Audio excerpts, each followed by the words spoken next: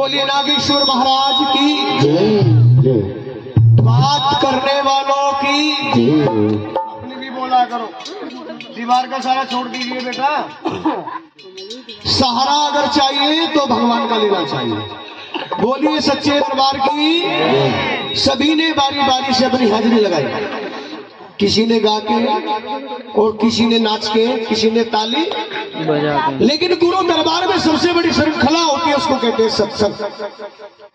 नाचना और गाना ये तो जीवन का एक महत्व है, एक सार है। कलाकार अगर कलाकारी नहीं करेंगे तो लोग उनको सुनेंगे कैसे। लेकिन जिसका जैसा कैरेक्टर वैसा उसका परफॉर्मेंस। अगर कलाकार गा रहा है, वो नाचेगा नहीं, नचाएगा नहीं, तो पब्लिक को आनंद नहीं। और गुरु का आचरण क्या होता है? गुरु का मतलब क्या होता है? जैसे गु जमा रूह, इन दोनों शब्दों का क्या मतलब होता है? हाँ भाई तुषार, ये क्या, ये लड़का तुषार ही है क्या? ये क्या नाम है इसका? अरे ये तो वहां वाला दिखे, खड़ा हो जाए जरा। अच्छा बच्चा, ताली हो जाए इसके लिए, क्योंकि इसने उस दिन से गलती सिर्फ 10% की है, की जरूर है। लेकिन गु जमा रूह, गूह का क्या मतलब और रूह का क्या मतलब है? कोई भी बताए A to Z, जो भी दरबार में बैठे।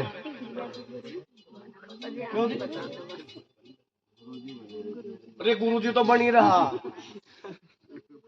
हमने बूझा गुहू प्लस रूह, गुहू का क्या मतलब और रूह का क्या मतलब?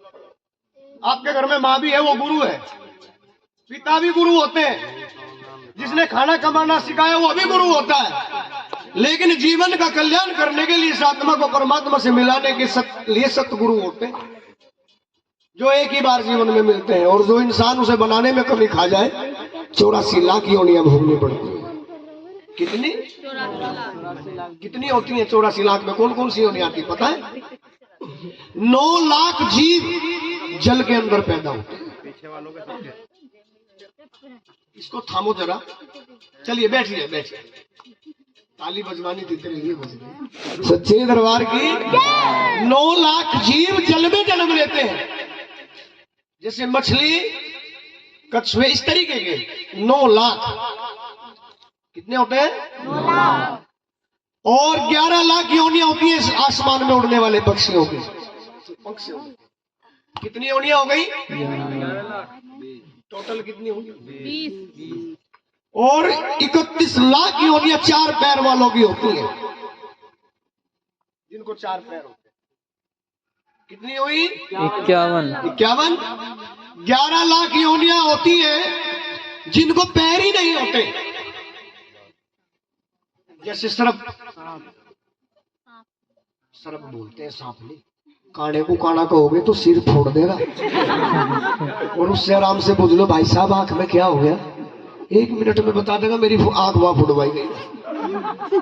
अगर इसको ये जैसे इंसानों में अच्छे भी हैं बुरे भी हैं, ऐसे ही इस योनि में अच्छे भी हैं बुरे भी हैं। इनको हम देवता भी कहते हैं नहीं? लेकिन जो उनको देवता कह के मानते हैं, उनके लिए देवता रूप है। और जो इनको सांप समझते हैं, उनके लिए सांप ही है। क्या है? क्योंकि ये देवता ऐसा देवता है, इसका हर युग में जन्म है। जब त्रेता युग में राम का जन्म हुआ, लक्ष्मण शेषनाग के अवतार थे। जब द्वापर युग में श्याम का जन्म हुआ, बलराम शेषनाग के अवतार थे। आज राम श्याम का जन्म नहीं है, लेकिन नाग आज भी मौजूद है सृष्टि में। ये हर युग का देवता है। और पूरी पृथ्वी का भार इनके फण पे रखा है, जिसको मणि कहते हैं। ये पृथ्वी मणि है और इसके फण पे रखी है, इसी का नाम मणि रखा गया है। और इंसान में वो मणि है। ये भरकुटी यहाँ तिलक यहाँ क्यों लगाते हैं, बिंदी यहाँ क्यों लगाते हैं? ताकि ये ग्रह, ये नक्षत्र हमारा शांत रहे, इसमें बुराई ना आए, इसमें गंदे विचार ना आए। इसलिए यहाँ बिंदी, ने तो बिंदी कान में भी लगा सकते थे या नहीं? तो यही क्यों लगाई? क्योंकि यहाँ भरकुटी होती है और आत्मा का वास यहाँ से होकर जब हमारी सूक्ष्म शरीर में वास करता है। ठीक है नहीं? इसलिए आप कि आपसे दो शब्द पूछे हमने जितने भी यहां बैठे, गू जमा रूह, गू का मायना क्या है और रूह का मतलब क्या है? पता है किसी को? हाथ उठाए जरा, बोलो। पता नहीं? गुहू माने अंधकार, बुराई, गंदगी, समझ गए? और रूह माने प्रकाश, जो इस अंधकार से निकालकर प्रकाश में ले जाते हैं वो तो होते हैं गुरु। हमें खाना कमाना सिखा दिया, कुछ करना सिखा दिया, लेकिन जो अंधकार को मेट करके प्रकाश में आत्मा को डाल करके और दिव्य दृष्टि को प्राप्त करा दे वो परम सतगुरु होते हैं। ठीक है, ये मायने होते हैं गुरु। क्या हो भाई? सच्चे दरबार की हो जाओ। नहीं, आप ध्यान दीजिए इधर, उनको बोलने दो, क्योंकि दहेज में गाड़ी मिलती है कोई ब्रेक नहीं मारता, जब फ्री में कुछ बंटता है ना। भगवान कहते हैं मैं सुबह बांटता हूँ, जिसका दरवाजा मुझे 4 बजे खुला मिलता है उस घर में मेरा वास हो जाता है, और जिसके गेट बंद मिलते हैं मेरे यहाँ से उसके गेट बंद हो जाते हैं। जिसकी जितनी बुद्धि उतना ही उसका ज्ञान होता है। ज्ञान तो दरबार और समुद्र में आने से मिलता है। एक कछुए को आप कुएं के अंदर देखिए, उसके लिए वही संसार है।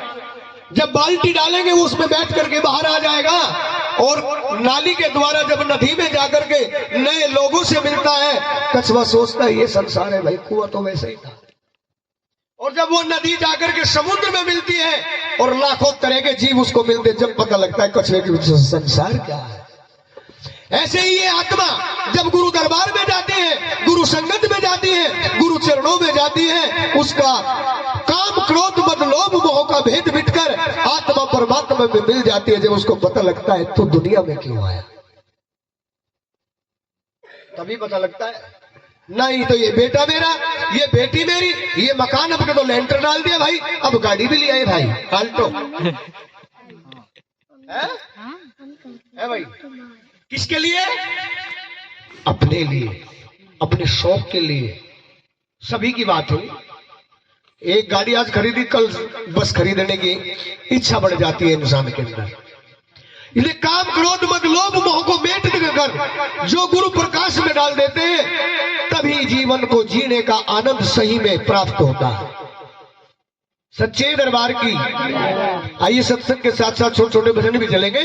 बोलिए गुरु महाराज की। आइए हम भी